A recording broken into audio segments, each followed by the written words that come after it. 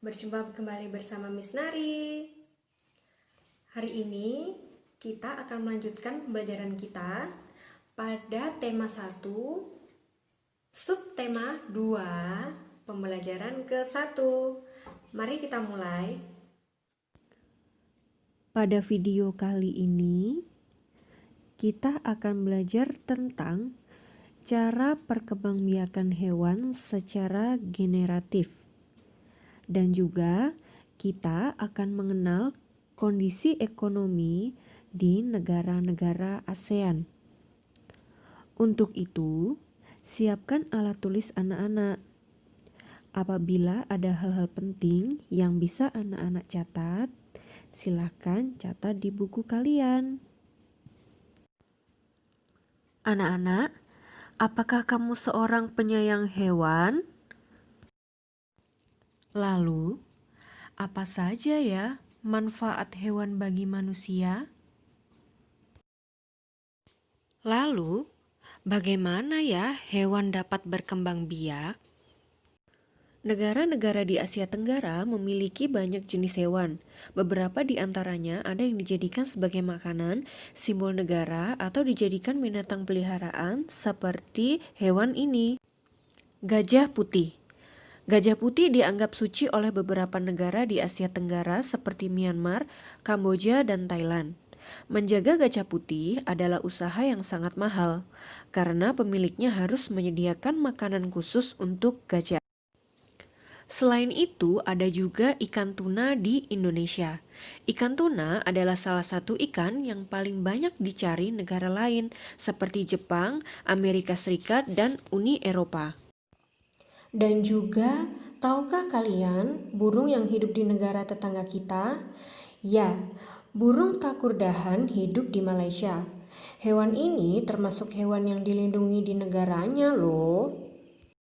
Nah anak-anak, hewan-hewan tadi merupakan sebagian dari hewan yang hidup di Asia Tenggara. Sekarang, bisakah anak-anak menemukan hewan lainnya?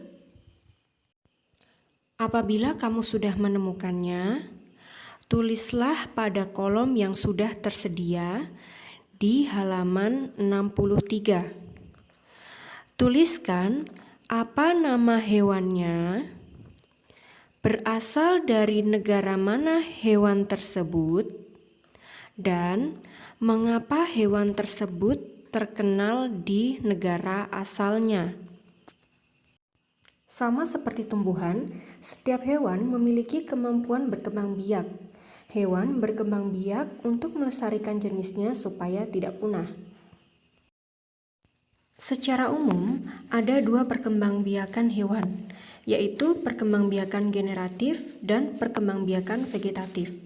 Sekarang, kita akan mempelajari perkembangbiakan hewan secara generatif atau melalui perkawinan. Tahukah kamu bahwa perkembangbiakan secara generatif dibagi menjadi 3 cara?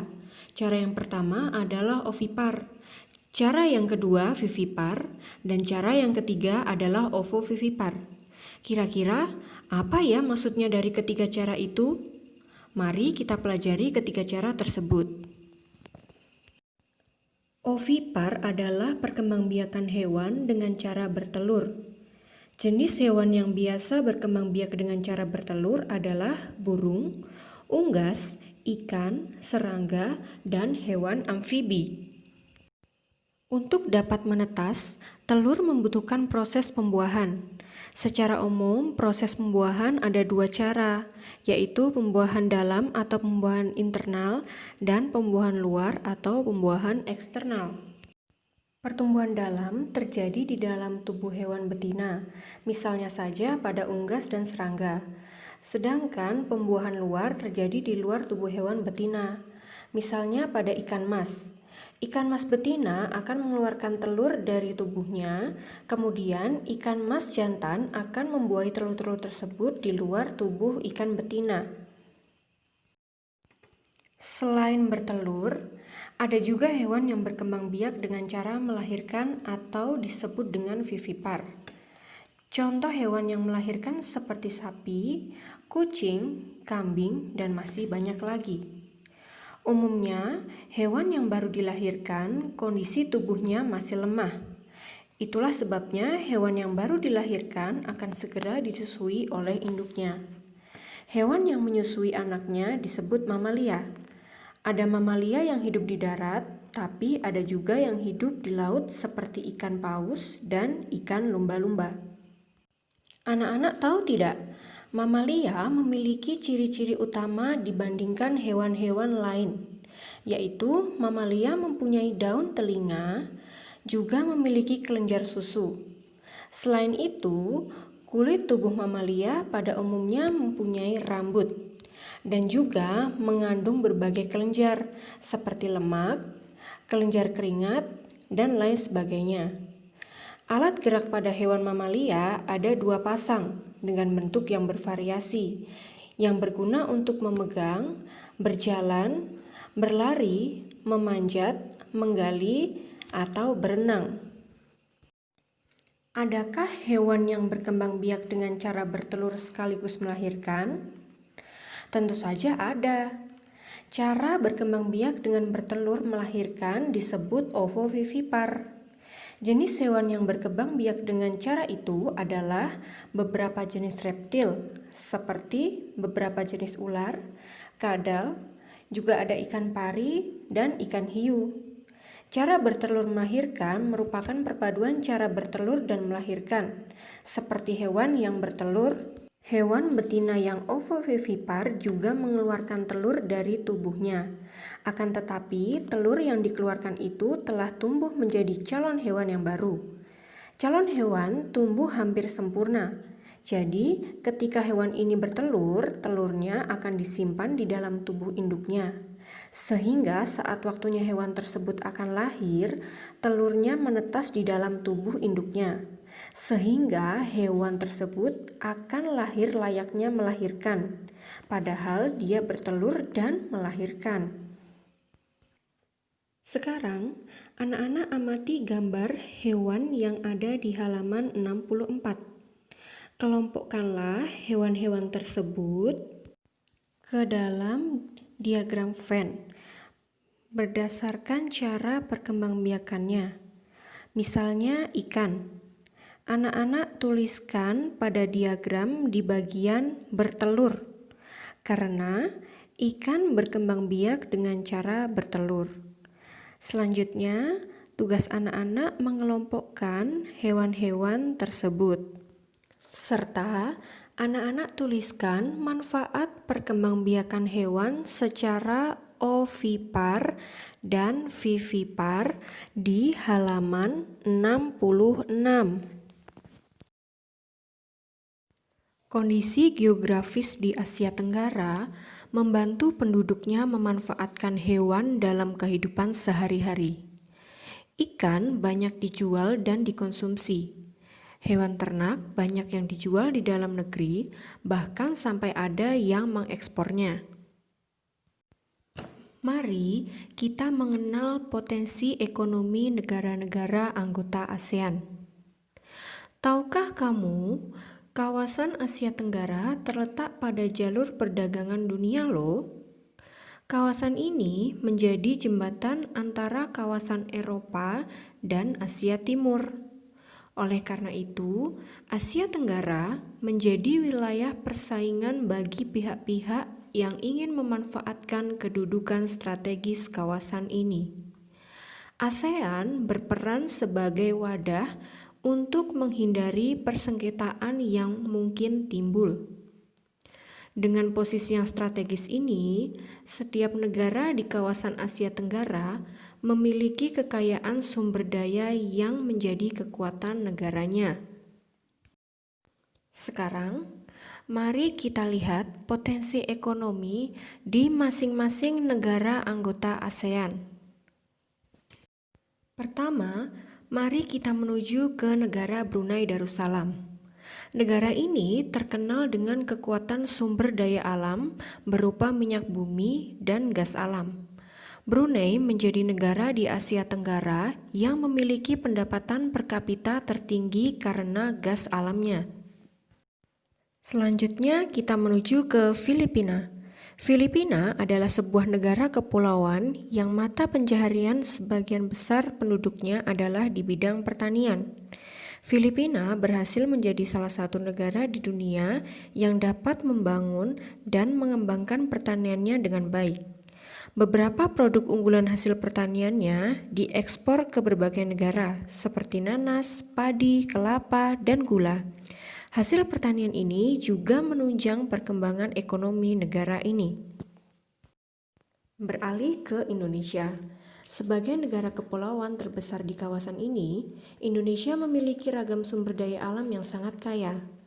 Banyak hal yang dapat dikembangkan untuk memperkuat perkembangan ekonomi Indonesia. Saat ini, Indonesia mengekspor minyak dan gas bumi, tekstil, dan produk-produk dari kayu. Pertambangan menjadi salah satu pintu masuk para pengusaha mancanegara ke Indonesia. Keindahan alam Indonesia pun merupakan daya tarik yang menjadi sumber devisa negara dari sektor pariwisata. Kita menuju Kamboja. Di Kamboja mengalir Sungai Mekong. Daerah di sekitar Sungai Mekong merupakan daerah yang subur. Mata pencaharian penduduk Kamboja adalah pertanian. Hasil pertanian Kamboja yang besar adalah padi dan karet. Bergeser ke negara Laos. Laos bertetangga dengan Kamboja. Negara ini dilewati oleh aliran Sungai Mekong. Sama seperti di Kamboja, kegiatan pertanian banyak dilakukan di sepanjang aliran sungai ini. Sebagian besar dari hasil pertanian dinikmati oleh masyarakat Laos. Di Malaysia, kegiatan ekonomi utama penduduk Malaysia adalah bidang pertanian, pertambangan, dan perindustrian. Perdagangan internasional merupakan salah satu kegiatan ekonomi Malaysia yang mengalami pertumbuhan tercepat. Peralatan elektronik, minyak, dan gas bumi diekspor ke negara lain. Produk dari kayu, minyak sawit, karet, dan tekstil, sepatu, dan bahan-bahan kimia diperdagangkan di dunia internasional. Di negara Myanmar, mata pencaharian utama penduduk Myanmar adalah pertanian, perkebunan, dan pertambangan. Padi merupakan hasil utama dari pertanian di sana. Myanmar salah satu negara penghasil padi terbesar di Asia Tenggara. Menuju ke negara Singapura. Singapura merupakan negara paling maju di kawasan ASEAN. Letak Singapura sangat strategis. Saat ini Singapura menjadi negara transit teramai di Asia. Kita berpindah ke Thailand. Thailand sering disebut sebagai lumbung padi di Asia Tenggara. Padi memang merupakan hasil pertanian terbesar di negara ini. Selain itu, perkebunan, kehutanan, pertambangan, dan industri juga merupakan kegiatan ekonomi penduduk Thailand. Saat ini, penghasilan utama Thailand adalah sektor pariwisata. Keunikan bangunan budaya di Thailand menjadi daya tarik tersendiri bagi para wisatawan mancanegara. Yang terakhir, Vietnam.